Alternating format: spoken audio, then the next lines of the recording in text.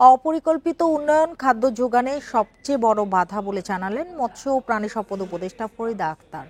সকালে রাজধানীর একটি হোটেলে গ্লোবাল হাঙ্গার ইন্ডেক্স 2024-এর উদ্বোধনী অনুষ্ঠানে তিনি কথা বলেন।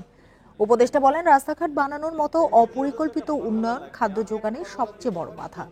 খাদ্য উৎপাদনে জড়িত গ্রামীণ নারীদের যোগান বাড়াতে তাদের সহযোগিতার কথা তুলে ধরেন তিনি। এ সময় শস্য উৎপাদনে কীটনাশকের ব্যবহার কমাতে গুরুত্ব দেন উপদেষ্টা। এদিকে বৈশ্বিক ক্ষুধা সূচক 2024-এর প্রতিবেদন অনুযায়ী 127টি দেশের মধ্যে 84তম অবস্থানে বাংলাদেশ। ক্ষুধা সূচকে ভারত, পাকিস্তান ও আফগানিস্তানের তুলনায় ভালো হলেও নেপাল ও শ্রীলঙ্কার চেয়ে পিছিয়ে বাংলাদেশ। সেজন্য আমাদের অপরিকল্পিত উন্নয়ন আমার খাদ্য যোগানের সবচেয়ে বড় বাধা।